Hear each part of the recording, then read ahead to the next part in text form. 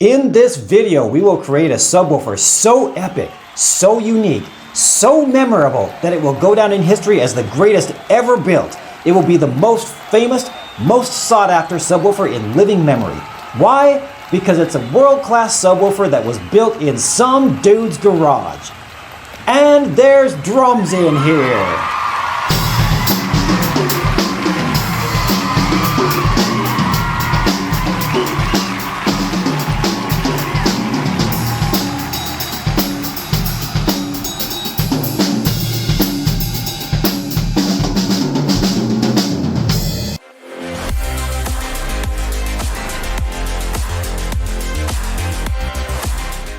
Welcome back to the Righteous Builds YouTube channel. Guess what? Today we're building the largest in the lineup of the DDF series, the DDF-15. It's going to be quite a bit more complex than the DDF-10 or the DDF-12, so it's going to be an exciting build. Now you might be asking yourself, what does DDF stand for? Well, that's the dual downward forward firing subwoofer. It's dual driver. It's meant to look like a regular old single driver sub, but you know the saying, walk softly and carry a big stick? That's what these subwoofers do. They're also my production model, so if you were to come and ask, hey, can you build me a sub? Then that's what I would build you. Unless you wanted some kind of a custom job that's different and whatever, that's what you would get. Now, as you know, I build out of my garage. I'm not a huge subwoofer supplier or anything like that. I just happen to build subs for people that want them. And it's been mostly local buyers so far, but we'll see how it goes. This is also the first homeless subwoofer. What do I mean by that? This subwoofer doesn't really have a purpose other than just to see if I can. I mean, I've wanted to build the DDF-15 for a long time. I've had the Pierce Audio 15-inch drivers for a while, and you'll see what those are all about later on in the video. But this is going to be really cool. Again, you're going to see that it's a much more complex design, very unique, very interesting. I'm excited to see how it goes. Hopefully you are too. Let's get started.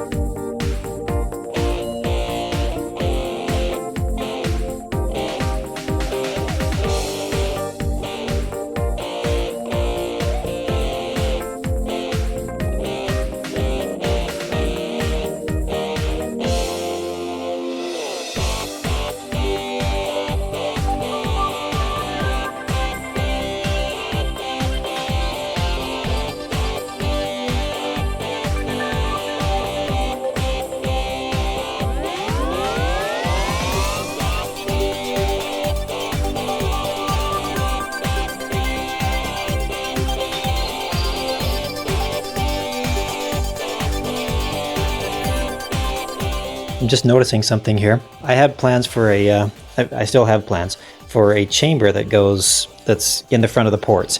The sound wave is going to travel through the port, and then it's going to hit this chamber. So I guess you could maybe call this a quasi fourth order, but it's really big. It looks really big, guys.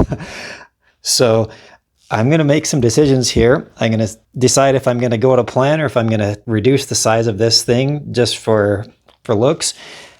But that chamber is really big. You know what? I'm going to do it. I'm going to do it. I'm going to stick to the plan. It's just really big.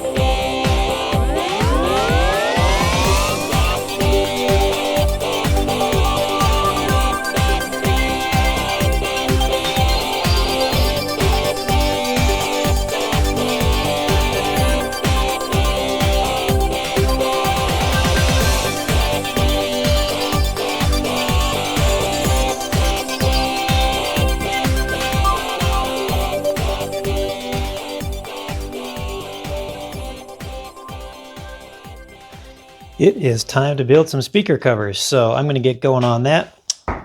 Gonna be fun. Hope you enjoy.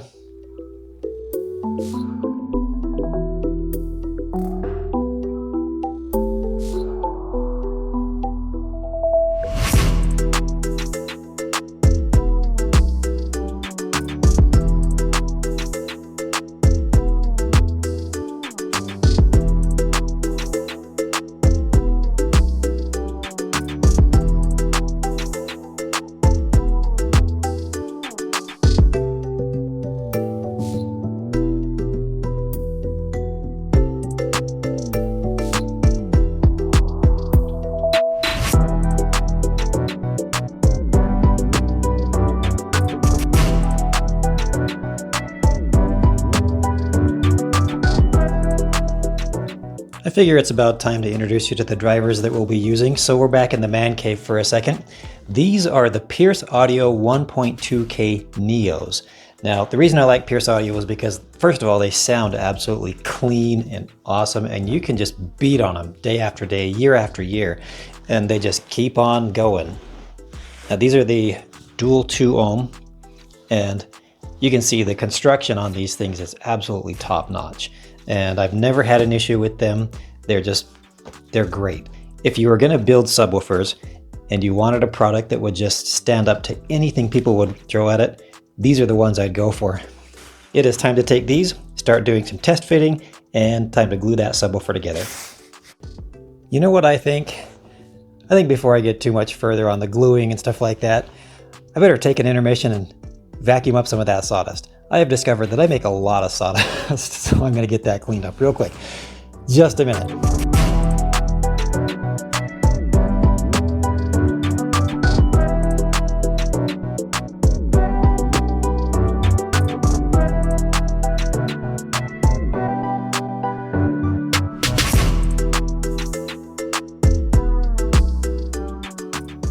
Here's another thing that I like about the Pierce Audio drivers. The holes, they drill them out about as close to the edge of the flange as you can get, so that when you go to put your T-nuts in, then you're not right out to the edge of the ring that you cut, so that your T-nuts are almost going to break out of the wood. Now, I did have to drill these holes out to about 1/4 of an inch so that my little bolts would fit, and their holes do need some cleanup, but it's a small price to pay for getting them just right where you want them.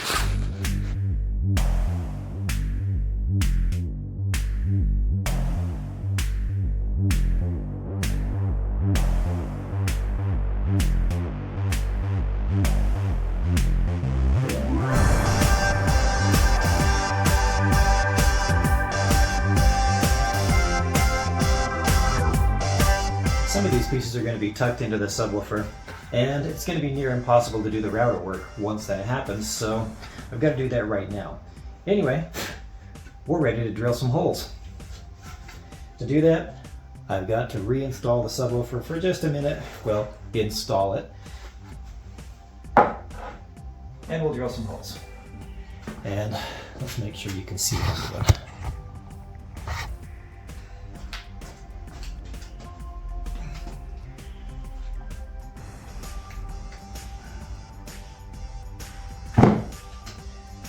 Isn't that a good looking speaker? Very good looking, don't you think?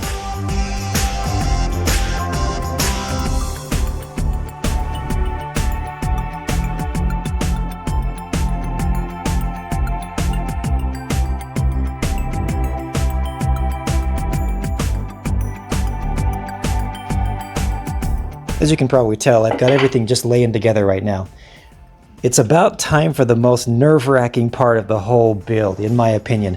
That's the glue up. That's where, if you don't get it right, things are set in stone. And so it's always a little bit, I always get a little bit nervous around this time of the build. But boy, wait until you see what kind of port work we've got coming. This thing is going to be so weird. I don't know if that's the right word. Maybe it is. Yeah, it's going to be so weird. Here it comes. Let's do it.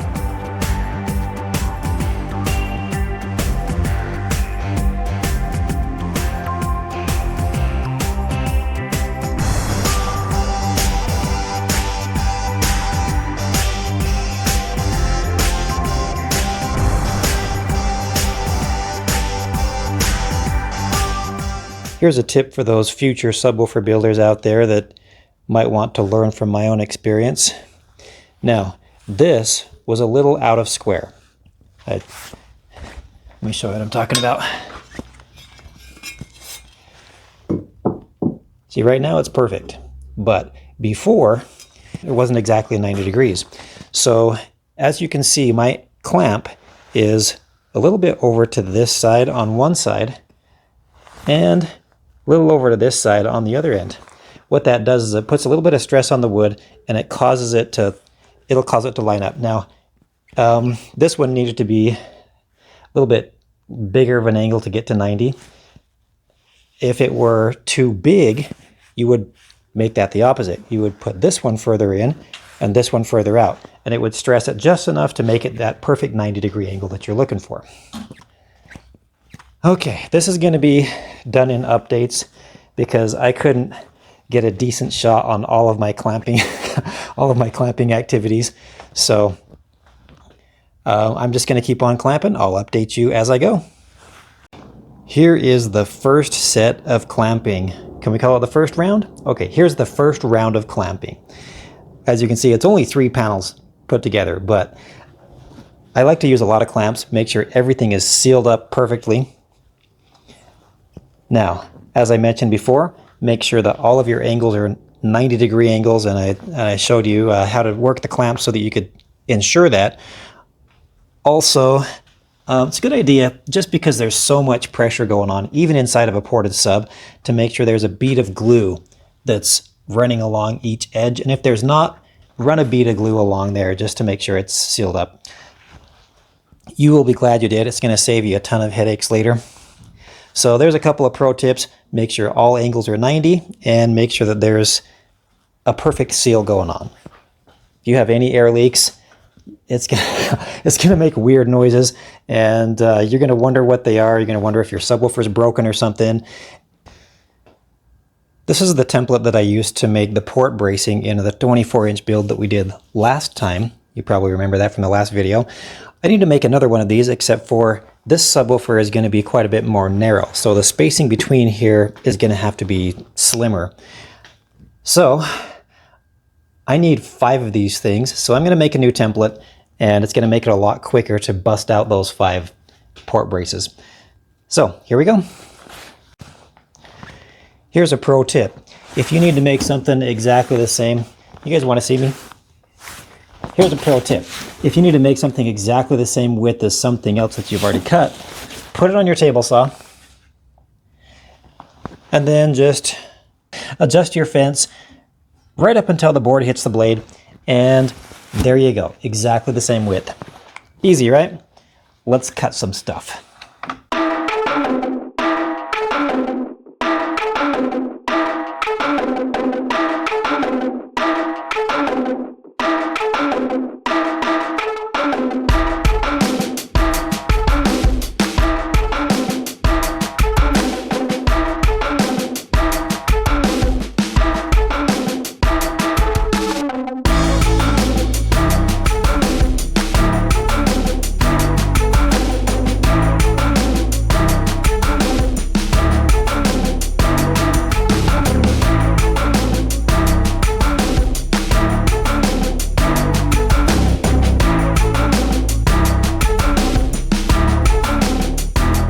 Oh boy, they're not touching, but boy, that's close.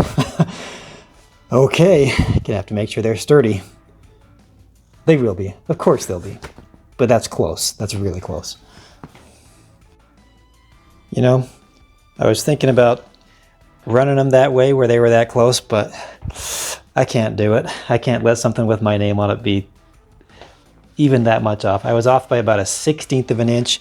As you can see, my line, I don't know if you can see that, but somehow I shifted over by about a 1/16, and it just made things a little bit too close for my comfort. So I'm going to redo these, maybe give myself an extra 1/4 of an inch on both sides, and then that'll spread it out a little bit. So here we go again.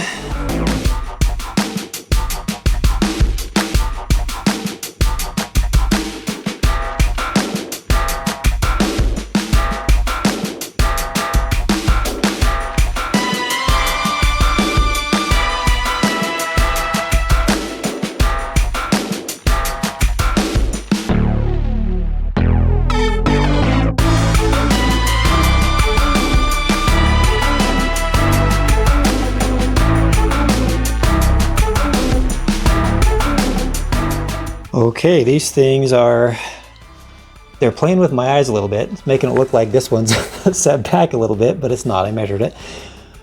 But yeah, that's enough distance. And yeah, I don't know what it is, but put a straight edge on there. They're all the same, but without the straight edge, I mean, I don't know, maybe it's not coming through on the camera, but it looks like that this one's back a little bit, but it's not. Okay, template is ready. Let's make some of these.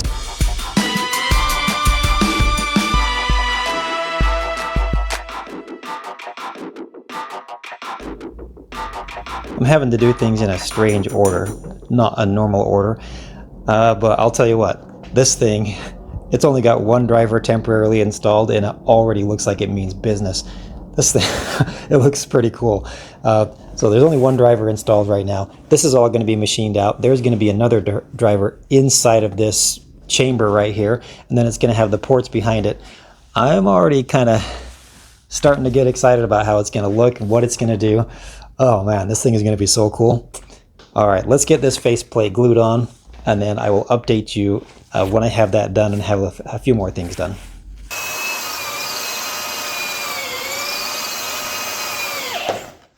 Yikes.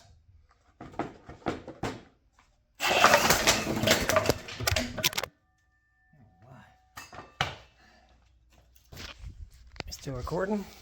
That was fun.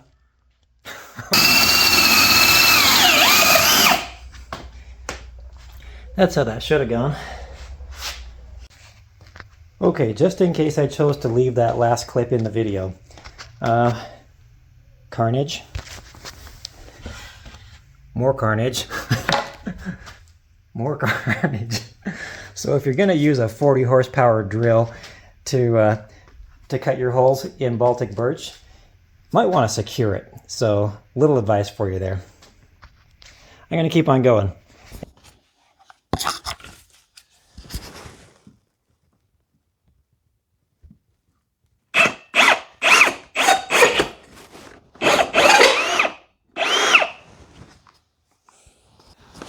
Well, not sure what happened, but I think we might have just stripped out the threads on this thing. Yeah, so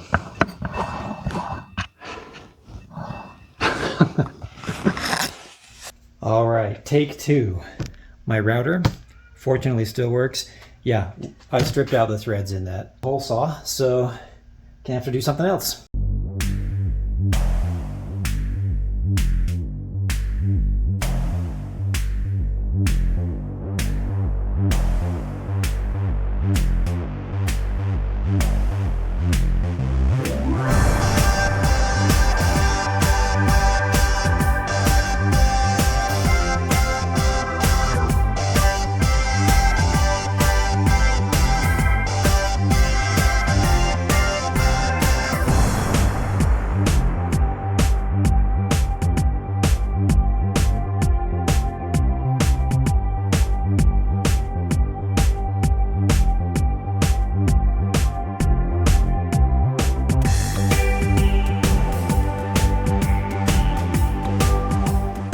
All right, here's where we're at. Next step, or rather the next stage, will be the port work. We get the ports all in there, and then we can make it look like some real progress is happening with all the panels that go into place. And yeah, it looks like it's a long ways from being done, but we're actually getting pretty close. The only challenging part left on this build is to build a little trap door right here that allows me to service that bottom driver, the down firing driver. But this is going to be really interesting to see how this chamber works. So it's going to have a chamber down here. Not quite sure what effect that's going to have, but I've seen some very lucrative designers do this, and so I kind of wanted to include that on mine as well, just because it happens to be, you know, it happens to work really well with the DDF design. So there you go. Let's do some port work. Here's the first little bit of port work. Now that I've got a lot of these measurements made and everything's glued in place, why things are going to start happening a lot faster. So here we go with some ports.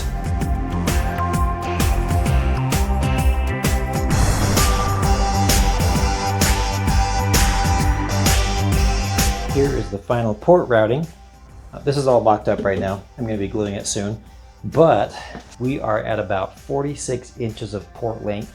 And then we'll also have this little chamber, which should do some interesting things. So I'm excited about what this chamber is going to do, just right in here, this area where the down firing port is. Excuse me, the down firing driver. So, boy, this is going to be so cool. I can kind of see things coming together now.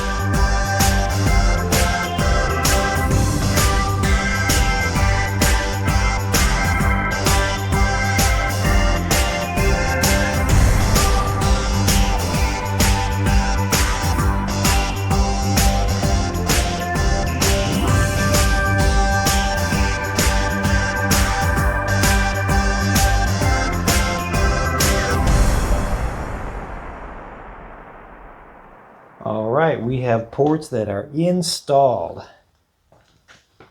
Nice and sealed, good and solid. What I'm going to do now, before I glue this thing all together, is I'm going to spray paint right in there so that it doesn't have quite so much of a, you know, Home Depot look. And it should give it more of a finished look, and then we'll turn the whole thing black when it's all together.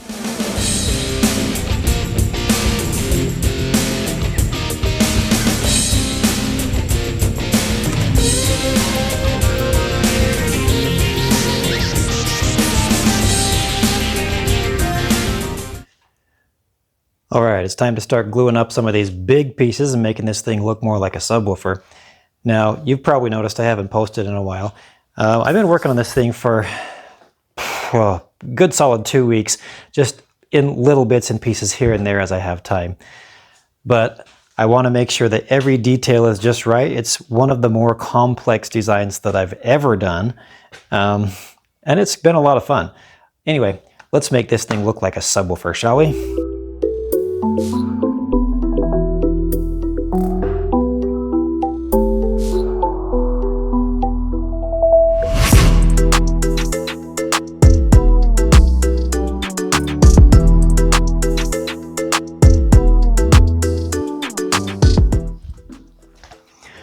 I was about to glue this panel on, but I just realized that this thing will only be braced on the top, the bottom, and the edges. And this is a pretty big panel, it's 24 by 30. And so what I'm going to do to remedy that situation, a little bit more bracing on there, is I'm going to have some struts that go, joists, support. How about support? I'm going to have some supports that go kind of right down. I'll have two supports here and here. Does that make sense? All right, so I've got this piece of scrap wood here, and I will use that to mark the locations where it'll sit. So I'm going to get onto that, and we'll make this last minute design change, and we'll add a little bit of strength to this thing that maybe will help reduce any box resonance.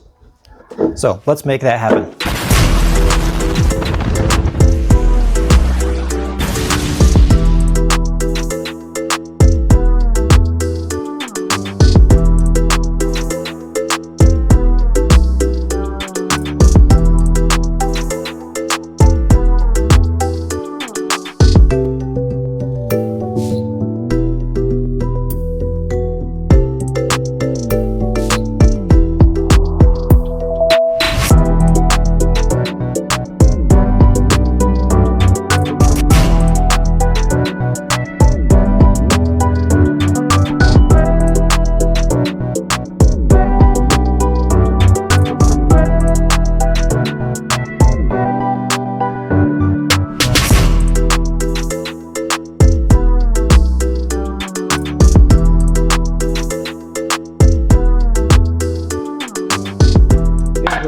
so far.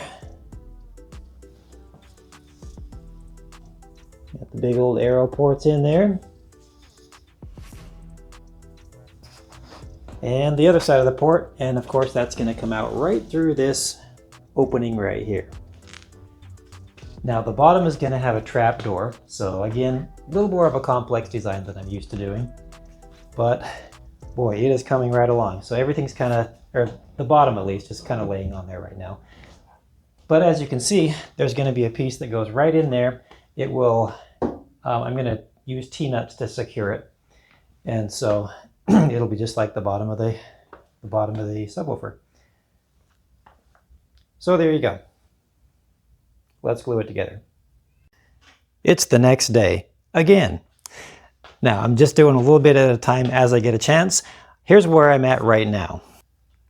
I've got the trap door done. You can kind of get at it from below right now. So as you can see, we now have access anytime we want to that down firing driver. So kind of cool. I'm also, let me get you inside here. Okay, as you can see, I'm going to be working on getting that hatch done here so that it'll just be nice and flat on the inside of this chamber instead of having this little inset in there. So that's going to be fun. I'm going to work on that tonight. Should get it done tonight. And then tomorrow we'll do the final finish work. We'll get it painted. And the goal is for this video to have a fully finished subwoofer, completely done, tested, and I'll show you what it can do before the end of the video. So kind of cool. It's probably going to be a long video, but I hope you enjoy it. I hope you're enjoying it.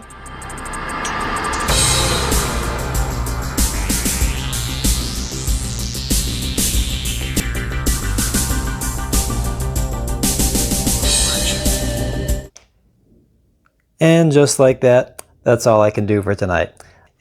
You'll probably notice I use a lot of clamps. I like to make sure that everything is good and tight and secure on my boxes. Anyway, here's wait until tomorrow. It's the next day. Again, here's where we're at. Okay, so this has been glued. We've got a nice strong trap door with plenty of room for T-nuts. I think I gave myself 1.5 inches. So in today's adventure, I'm going to be drilling, installing T-nuts, and that might be it. I might actually get to some finished work. Actually, okay, my goal for today, do the drilling, install the T-nuts, and do the finish work. And then we'll get to painting, and then we'll get to testing. So there's where we're at. Here comes some drilling.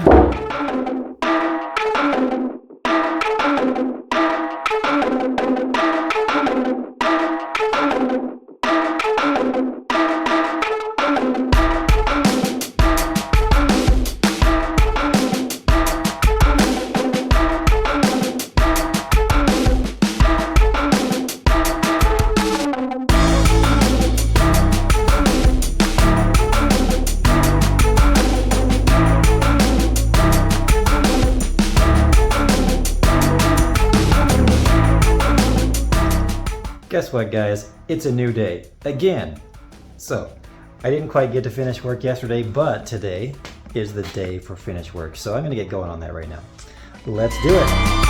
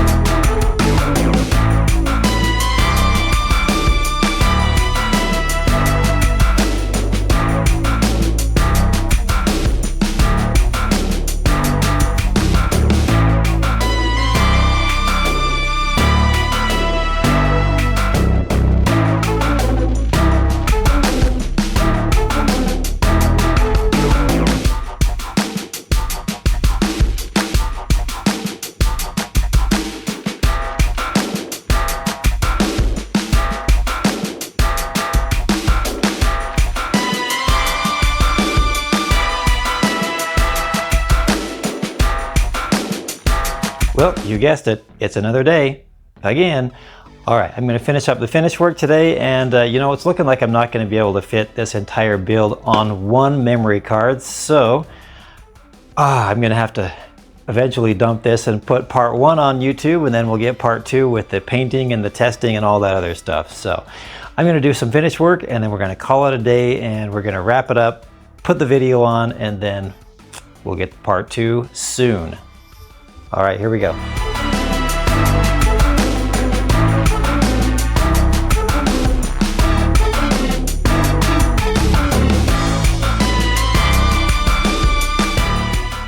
For this part, I'm going to use my 1-inch flare bit.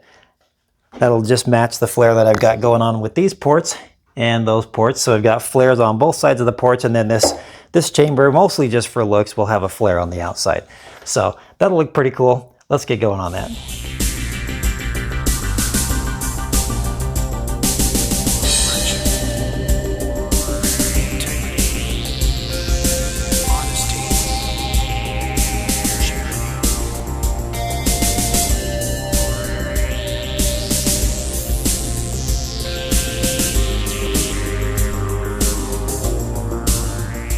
Okay, it's raining sawdust in here. I'm going to end this thing off with a sawdust blowout. I've been working on this thing for a long time. As you probably noticed, I haven't posted for a while. So we're going to wrap it up. I'm going to cut it off here, and I just want to remind you that if you build it and it's cool, that's a righteous build. See you later. Appreciate each and every one of you. Have a great day.